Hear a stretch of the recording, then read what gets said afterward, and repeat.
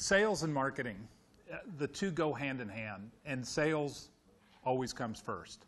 Because as a young entrepreneur, sales is the most important thing that you can do.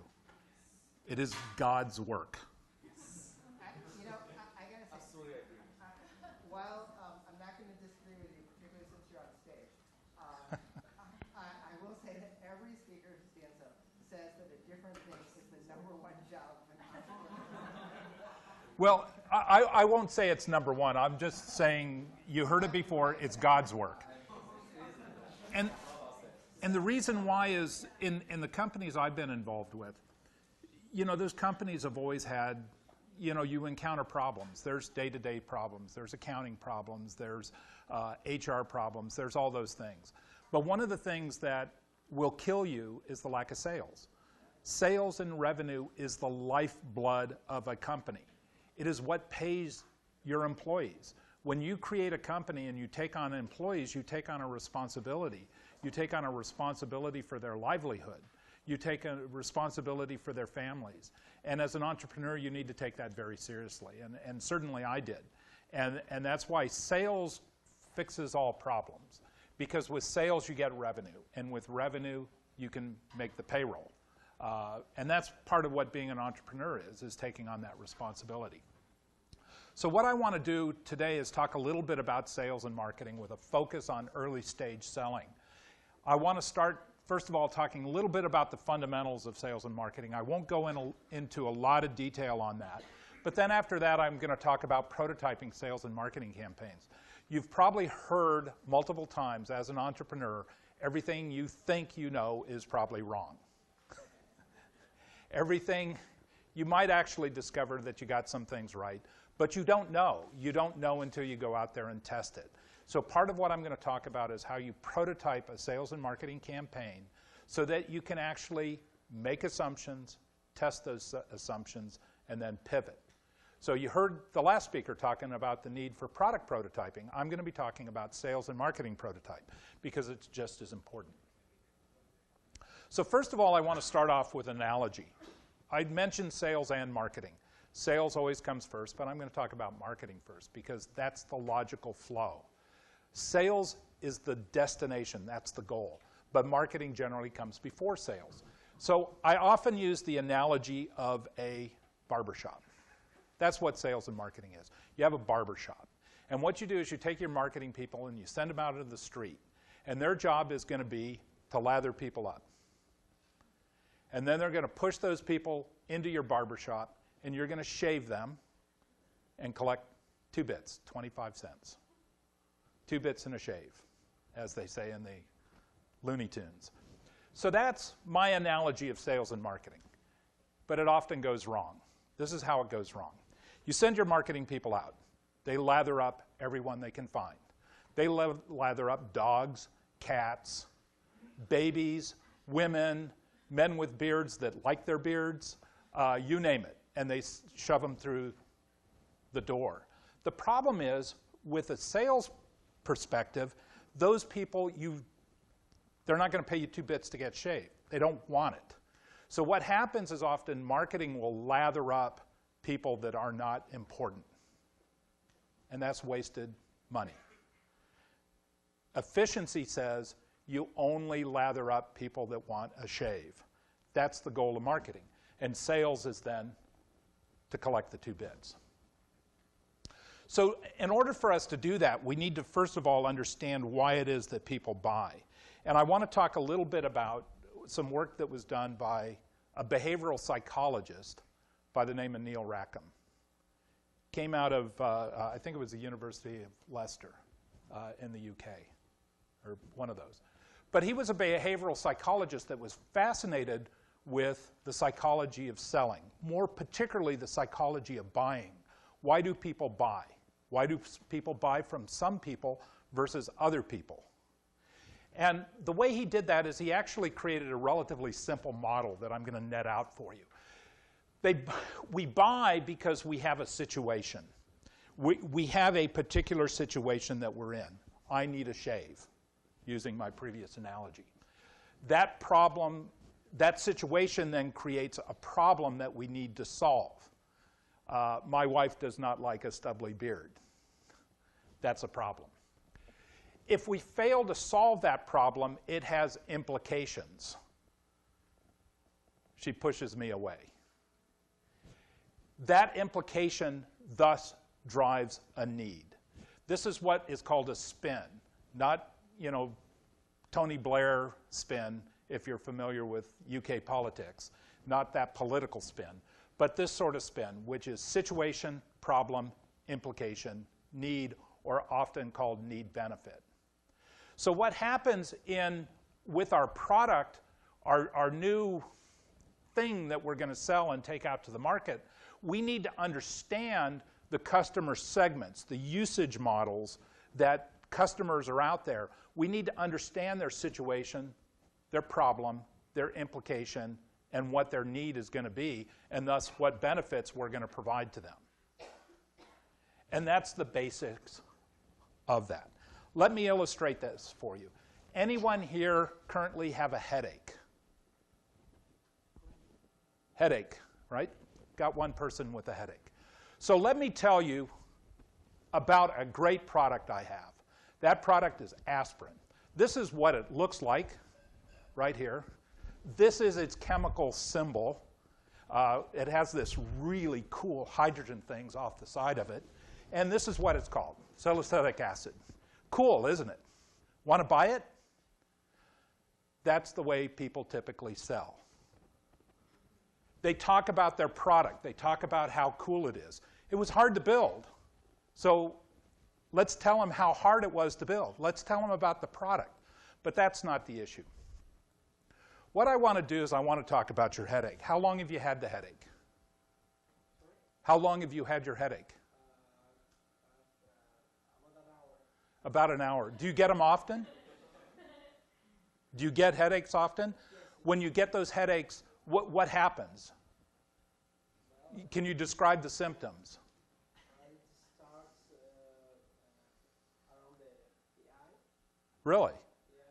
Yes. And is it around the eye right now?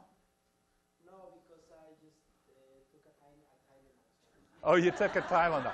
You're cheating. You're cheating me here.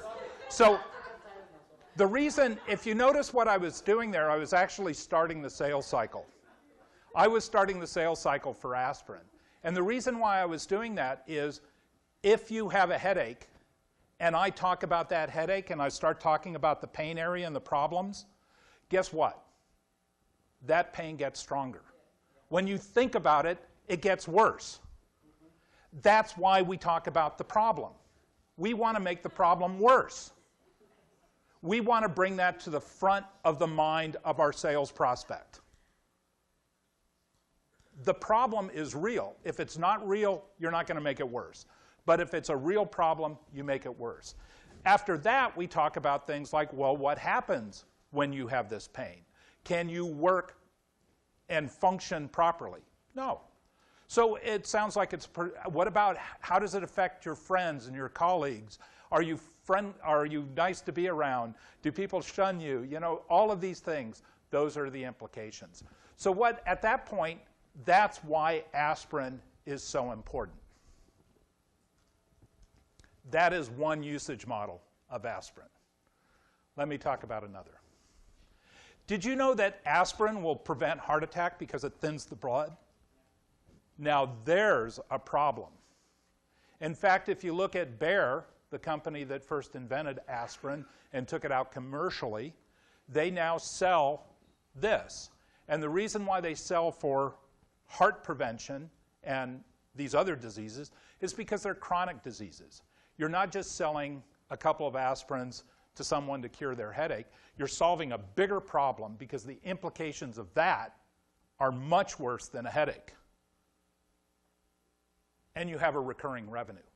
Because that low dosage aspirin, you actually pay more for the low dose than the high dose, and you need it on a regular basis. It's a good business model. And by the way, it's a great product because it does help prevent heart attacks. So what we do here, if you notice when I ask these questions, I ask questions about situation, problem, implication, need.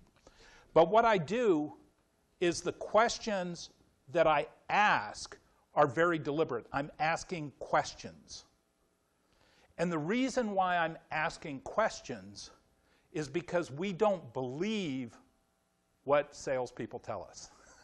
We've been conditioned for that from day one. We actually don't believe anything that people tell us. We only believe it when we say it ourselves. And as a salesman, that's what I want to do. I want to hear my prospect say those words, because when they say it, I know they believe it, and they know that they believe it. So that's what we do. So as a result, your best salespeople, what they do is they go out and they talk. Now, how many of you are going to be salespeople? You're all going to be salespeople. Exactly.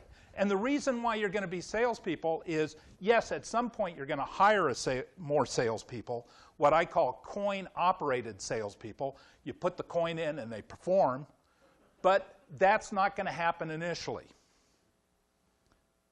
because you're not going to know what to train them up on. You have to figure that out first, and that's what we're going to be talking a little bit later.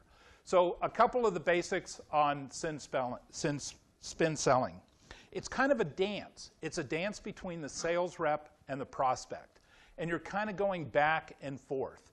It's I ask questions, you give answers. We're kind of probing. We're kind of learning.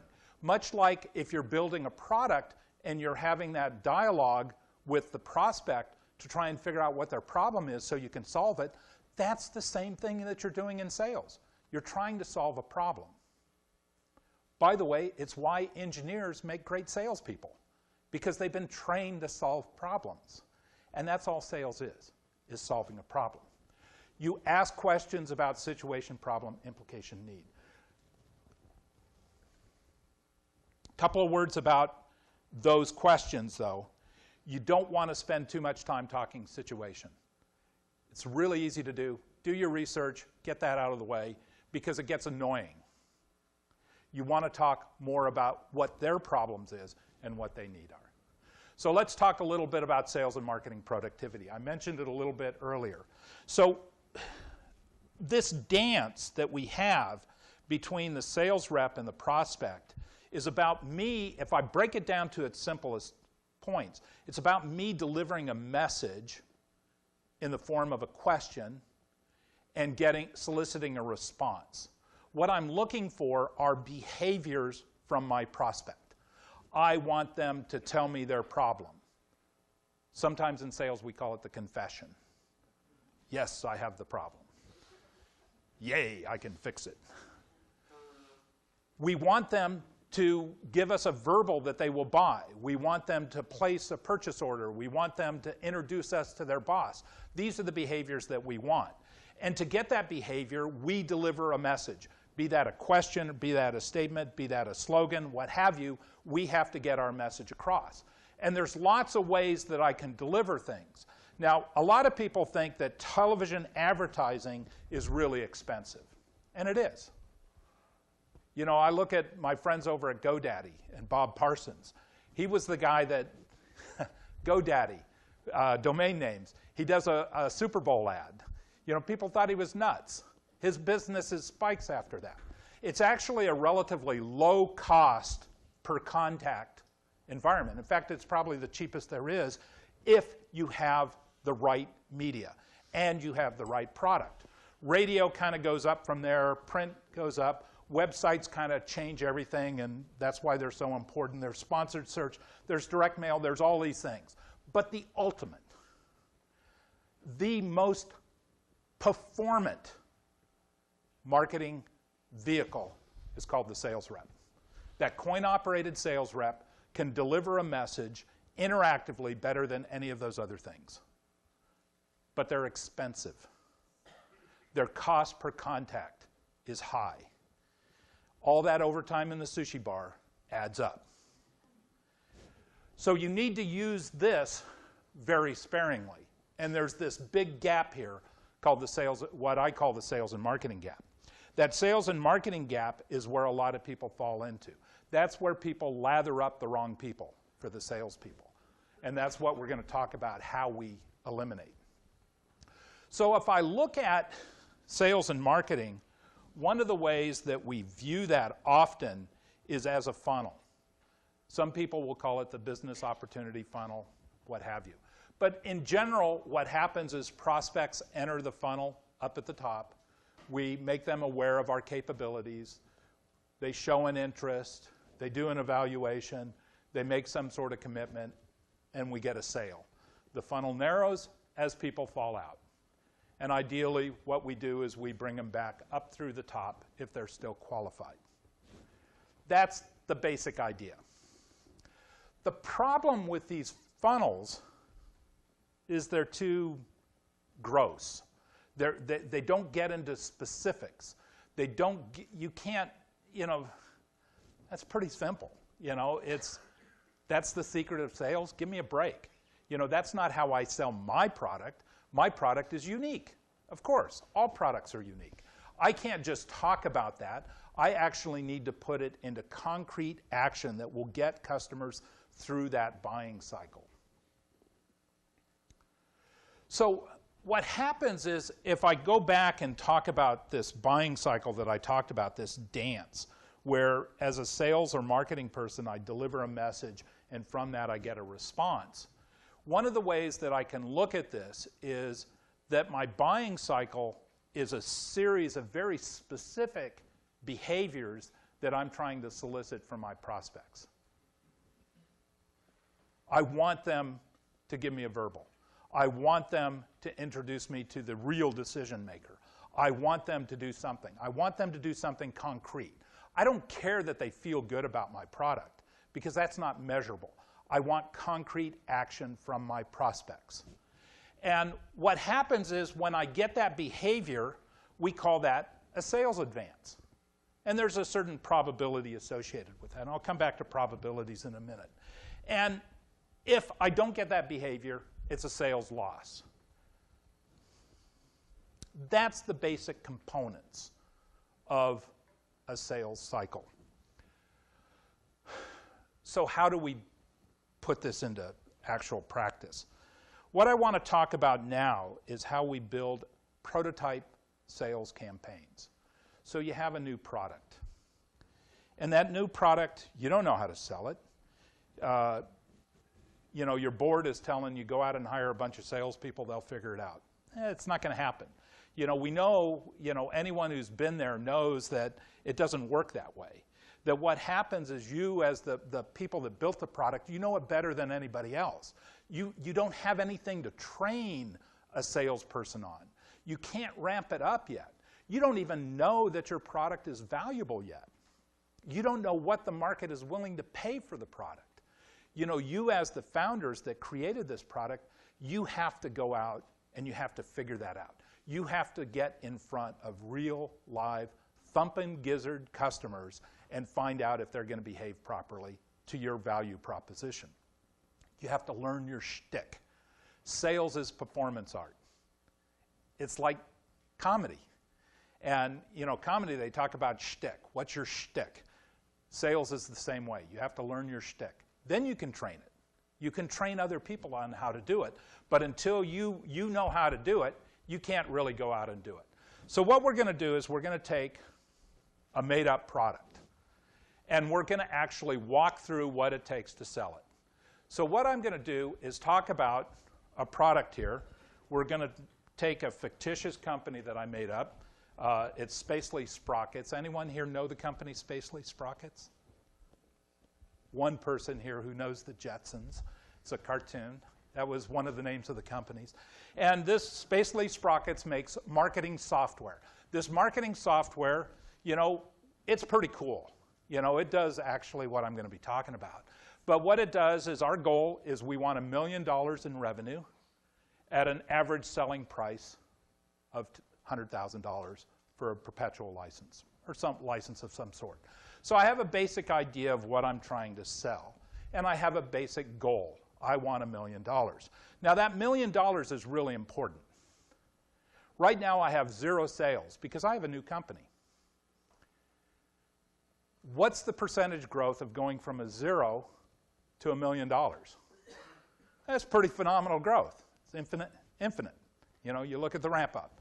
You know, your first sale is your greatest achievement, because that first sale, the growth is phenomenal. That second dollar, hey, it's only 100% growth. You know, and it's going to get harder and harder as you get along. So these first sales are so very, very important. The other thing I would say about that first sale, you have to ask yourself, was it an anomaly or was it the real thing? So that's why we want these multiple sales. So our goal here is to get that $1 million. By the way, this $1 million as a startup, that's the sweetest $1 million I can ever get. Because that $1 million frees me from the need for external capital and external investment. If you can avoid external investment, it's the best thing. You're growing organically. So let's talk about that. So what do I need to do to get my first sale? So a sale doesn't occur, particularly at $100,000, without a purchase order. That company, my prospect, has to give me a purchase order. That purchase order is that legal contract that binds them to buy my product. To get my $1 million, I got to sell 10 of those. Guess what? That's my quota. I need to sell 10 units at $100,000. That'll get me $1 million.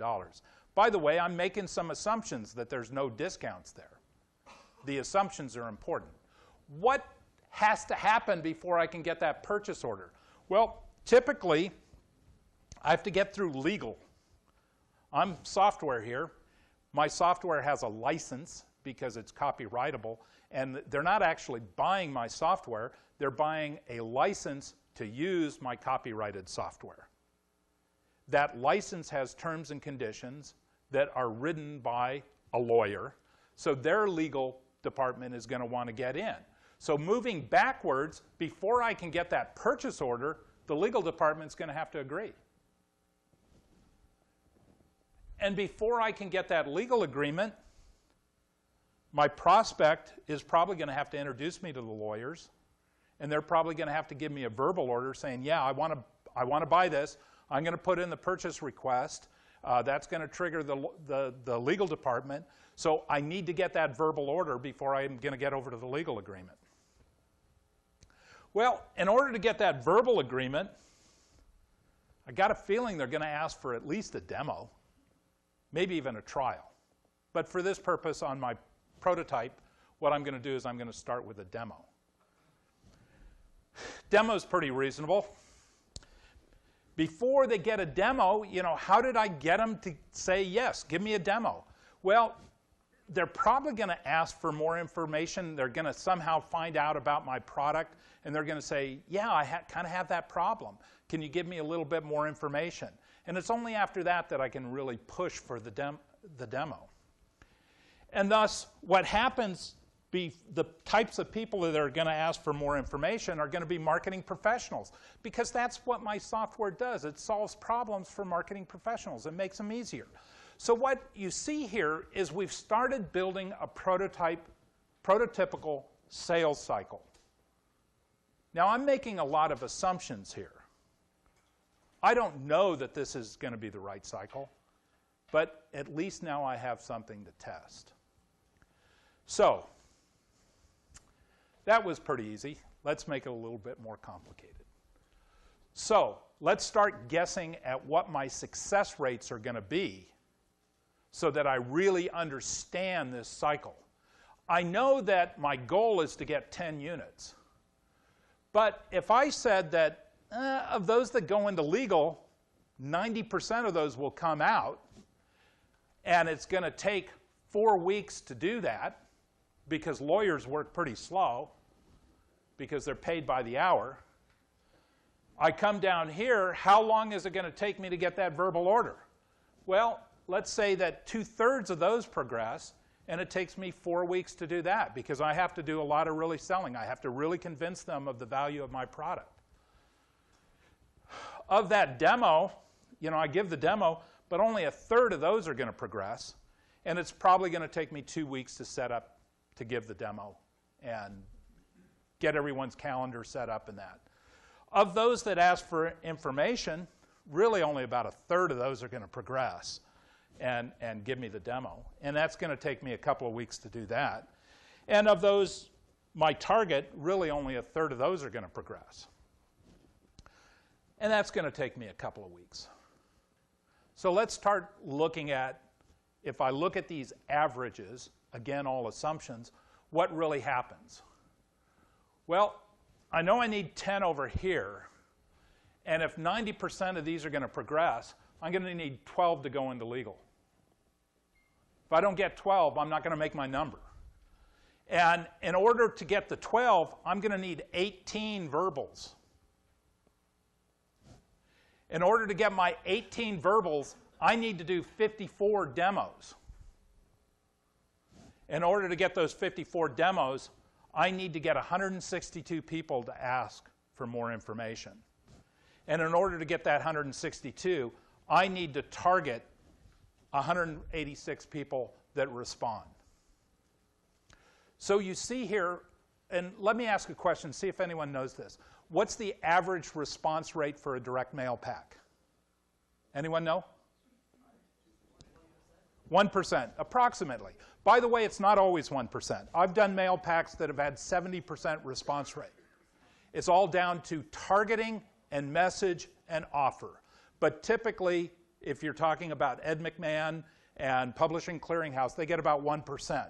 Imagine if these were 1%, what those numbers would look like.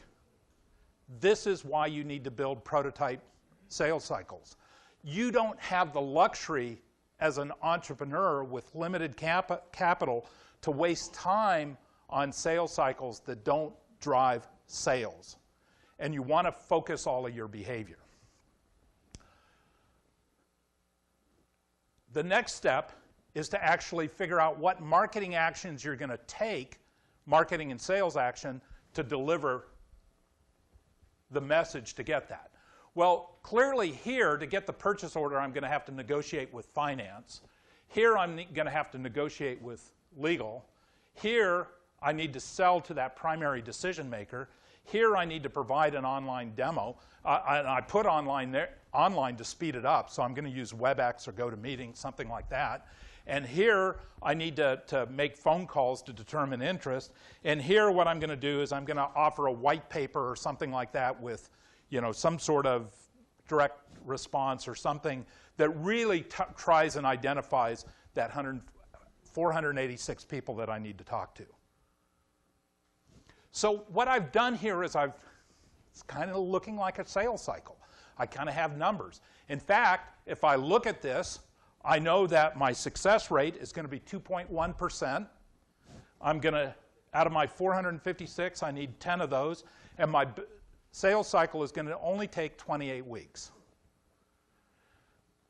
What's the most important time cycle for a sales rep and for your business? Time cycle. It's the quarter. How long is a quarter? Anyone know? 3 months. How long is every quarter in weeks? 13 weeks. Any sales rep will tell you that. There are 13 weeks in a quarter. I don't care what quarter, 13 weeks. It's imprinted in their brain. And the reason why is because a sales rep, their job is, you know, they wake up on the start of the quarter, they look out in their backyard, there's this big boulder in their backyard. And their job is to take that boulder and push it up the hill to get it out of their backyard. And they sweat and they labor over it and they finally get it up there. And then they go to sleep and they wake up the next morning, next quarter, they look out, there's a boulder in the backyard. The only difference is it's a bigger boulder. That's the nature of sales.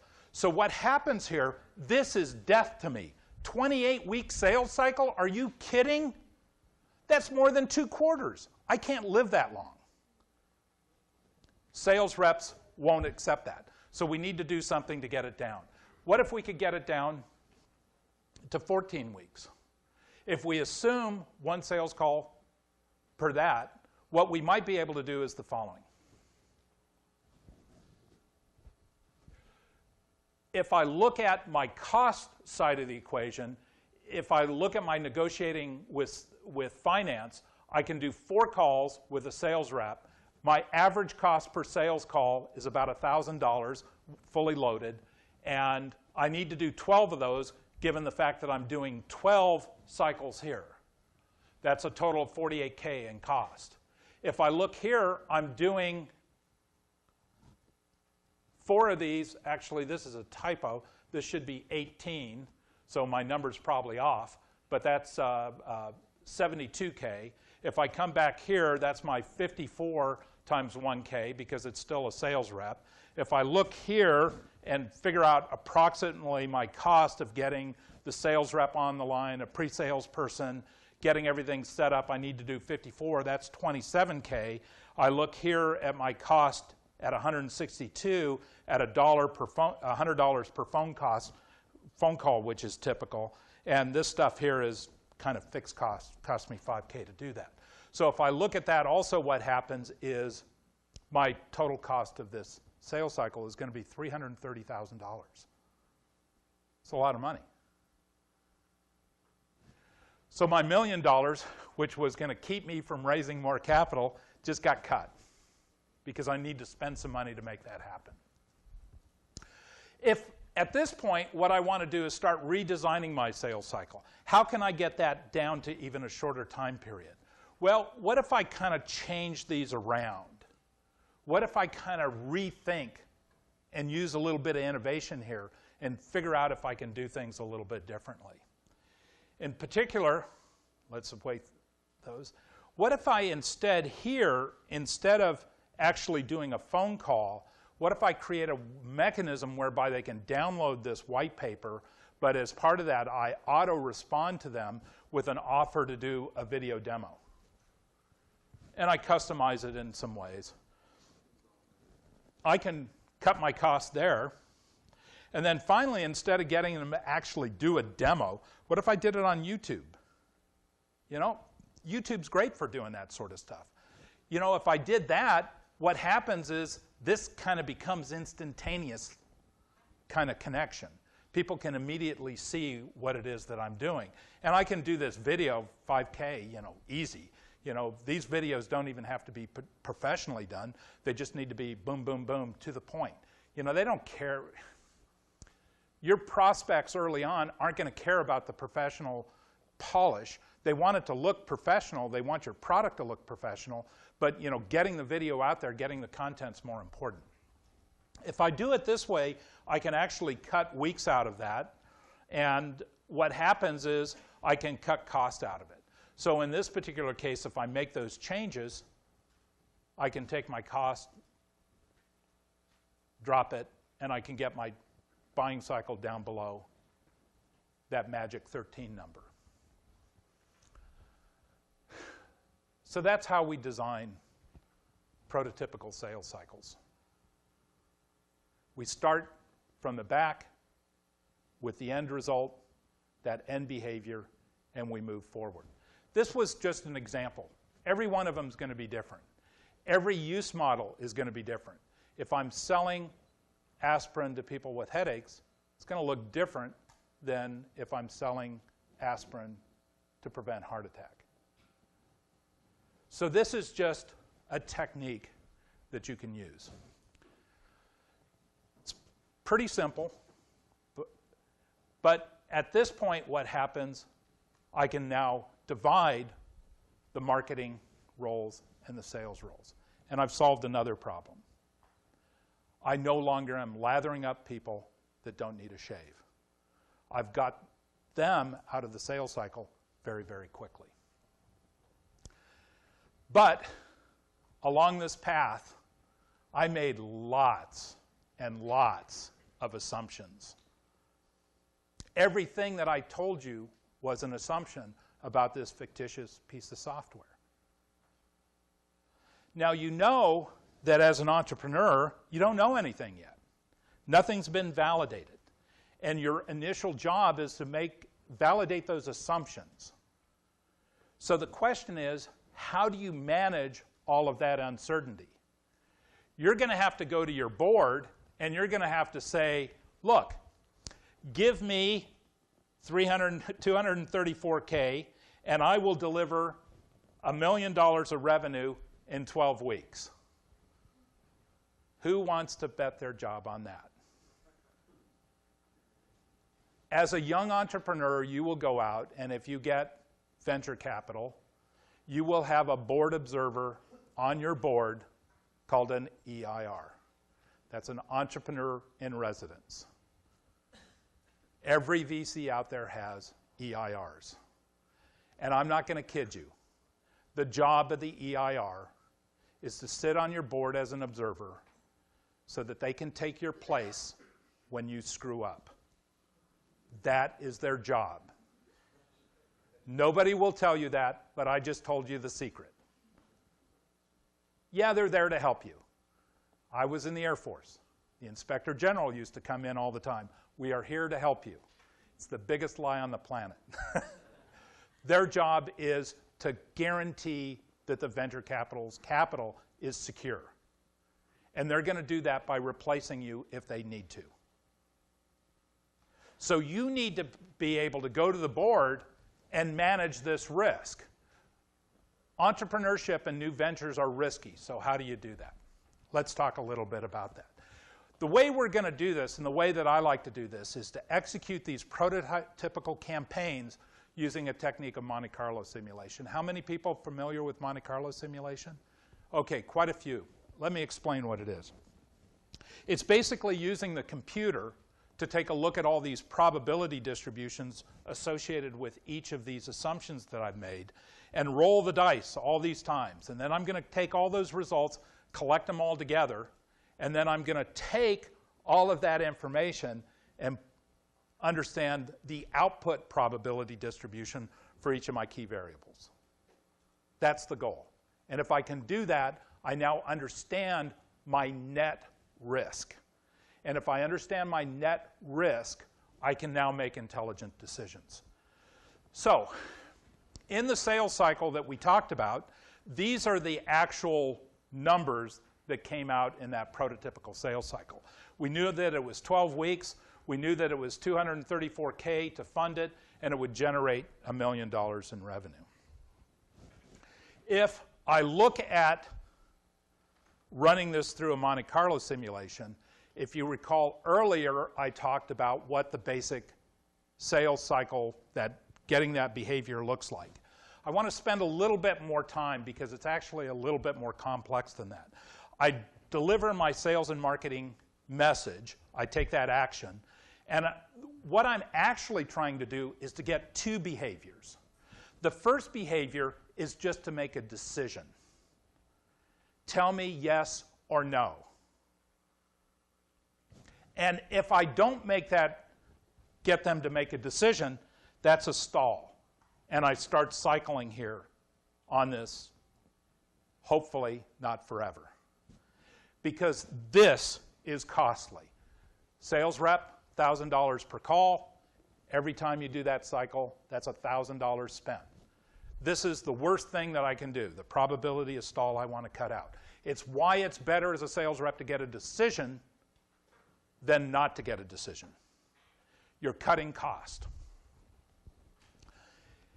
This particular type of random variable is a negative binomial or negative Bernoulli random variable. And it has a particular probability distribution. I won't go into that. Once I get the decision, yes, we've made a decision, there's now a probability associated with that decision that is either a probability of an advance, they said yes, or no, in which case it's the loss. And that's a Bernoulli random variable. So what happens is my dance in trying to get these behaviors are a combination of this negative Bernoulli, Bernoulli, negative Bernoulli, Bernoulli. And so as a result, it becomes relatively complicated. If I then take all of that and simulate it based upon the numbers that I built in my prototypical sales cycle, what happens is these are the output. I think I ran 100,000, ran my cycle 100,000 times by rolling dice. And what happens here, this is the probability distribution of how long the sales cycle is. There's my 12, but notice it's slightly skewed here. This is what it looks like for my total cost. If you recall, I think it was $234,000. It's kind of right there, but it kind of trails off. It's kind of, again, front-loaded. This is my gross margin, and this is my total revenue. So, you know, it's kind of here in that million on average, but it's actually pretty wide. So now I actually have a pretty well instrumented cycle. I can also question particular assumptions and try those and say, well, what if I did this? What if I could cut the risk down here? I get a better idea of that. So there's lots of things that I can use with this technique. But the most important thing that I can do with this is to take those probability distributions and flip them over and change them into a cumulative probability distribution. In other words, how much do they add up? So if I take my initial estimate, which was 12 weeks, the cumulative probability tells me what percentage of time I will actually achieve the 12 weeks or less. And it's only 62% of the time. If I look at my sales cycle, however, and say, well, wait a minute, I don't want to bet my job. I don't want that EIR taking my place. What would that be? That'd be 48% of the time or 38% of the time. I don't want them taking my job. So that's too much risk for me. So what I want to do is I want to take and choose my 87% point and choose really a time that looks more like 17 weeks. So when I go to the board, I want to say we've done our analysis, we've prototyped the sales cycle, and we think it's going to take us 17 weeks to get to where we are. I'm taking less risk. How much risk in revenue? I wouldn't say 1 million because it's 64%. Instead, 85% of the time I will do 774K or better. If I look at my campaign budget, if I ask for 234K, I'm only going to make that 59%. Over here, it's more like 89% if I ask for 379K. So this kind of simulation of your prototypical sales cycle will actually help you better explain to the board what it is that you're trying to do, better explain to your investors. So it will help you determine how much risk you're actually willing to take. The problem that you're going to see is, and I guarantee you will see this, when you go to your board and say, we've done a Monte Carlo simulation on a prototypical sales cycle, you have lost them. You lost them on Monte. They didn't even get to the Carlo part. You have lost them. They're not going to understand it. So the way to present this to the board is really important. You want to say before, you would have said, our campaign will take 12 weeks, it generates $1 million, and it costs 234K. Simple terms that they can understand. Afterwards, you say, I'm 85% confident that our campaign will take no more than 17 weeks. It will generate at least 774K in revenue, and it will cost 379K. You are now managing risk. And startup and entrepreneurship is all about risk. Now, how many people here thought sales was about overtime in the sushi bar? It's not. It's hard work. Everything can be measured. Sales can be measured, even when you don't know it. It's all about managing risk. So key learnings here. Sales and marketing is a partnership. You want to tie these people, I'll open it up for questions in a second. You want to tie these people together. Successful selling means that you understand your product, that you've mapped out, you know the problem that you're solving, that you've designed that prototypical sales and marketing campaign, you've estimated the numbers, you've managed the risk, and you're going to learn how to sell your product before you go out and hire those coin-operated salespeople. Once you've done that, once you've executed this, you have proven your product, you have proven your company, and now it's time to ramp up sales. I've put a list here of additional readings that I would highly recommend, and there was a question right here. That was actually kind of my question. I was wondering if you could share where some Monte Carlo simulation software for sales be available. There's none specifically for sales, but there's several packages that work well with Excel. There's Crystal Ball from Oracle. There's, what's his name? Sam Savage from Stanford. Yeah, right here. There's some software that he makes available that's, there's a freemium one, and for low-end work, it's readily available for download. And then there's another one that I always forget the name of it, from a company down in Southern California. They're all pretty good. The more money you pay, the more sophisticated they are. But certainly this one from Sam Savage is pretty good. You can really, first of all, I'll say you're one of the more mathematically capable people, and among salespeople, I'd say you're more mathematically capable. So I would say not every salesperson does part 2 with the Monte Carlo.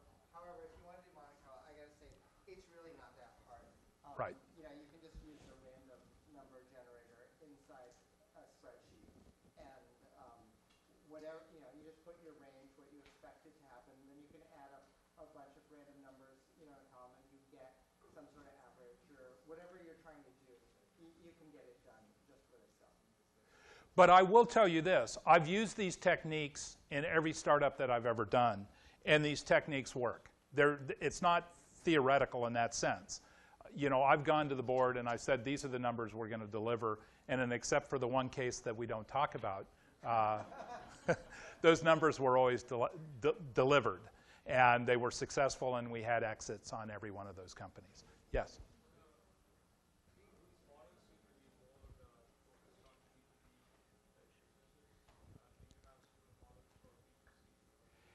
Yeah, I focused on B2B, but B2C, the same principles apply. If you look at Neil Rackham's spin selling, he actually talks about the sale of cameras in a retail setting. That's one of the experiments that he actually did. So these same principles apply. Right, you're going back to how the conversation, it's direct as opposed to all advertising. Correct. You want to use advertising on the marketing side. You want to get that message out there. You want to measure it. You want to do all of those things. Yeah. Oh, sorry. So I've always wondered how you mesh trust with, what you call the prospect and actually finalizing the sale. Because you could say, you can, poke at their headache over and over and make sure that they know they have a headache, and then say, oh, well, I happen to have this drug. And then as soon as you do that, then they're like, you were toying with me. So how do you... Well, it's not quite that blatant. The secret to sales is sincerity. And once you learn to fake that, the rest is easy. But it is sincerity, and you can't fake it. You have to believe in your product. Maybe 2 more questions? Yeah. Those numbers you haven't included the sales commission yet, right? No. Oh, so that add up, it was more than 50% of. I fully loaded the sales time, and so it kind of included that. Okay. It's a question I always get is sales compensation and sales commission, and it's a very complicated subject. I could spend hours talking about sales compensation. Nobody pays salespeople a flat percentage commission. It's just not done. Okay. That's insanity. I connect you. Okay. When you run your Monte Carlo simulation, how do you set the risk you are willing to take? I mean, the 85%, is it a magic number? Well, now you've gotten into a second order problem. So that risk that I'm willing to take, that's a personal one when I present the results. But there's assumptions upon assumptions in all of these models. And that's where the second order comes. The question is when, I come up with an assumption about the probability of advance associated with each of those probability distributions that make up my cycle. And if I want to go to the discipline, I can actually even simulate those assumptions also. So there's not only those first order assumptions, there's actually second order assumptions that I can also test. Typically I don't. do that. I have run simulations that I've done that because they actually tend to get more in the noise. But in terms of the output percentage, that's just the risk that I'm comfortable with. And I could have set it at 98%. You know, in fact, if I'd gone to the, I personally would probably change it over time. So the first time I went to the board, I would probably take more risk, and then if I failed, I would probably be more conservative. If I was successful, I'd probably take more risk.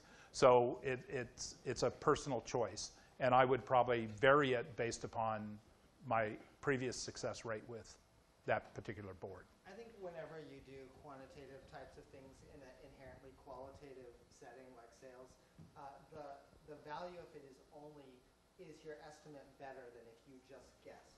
So as long as you're getting sharper and sharper, it's okay. To the point that you're trying to use math and you're not getting any better answers, it's not helping you to do the math. Yeah, it's relevance lost. Yeah. I forgot counting questions. Are you on one or two? We're two. That was two. She's counting. Okay, thank you very much.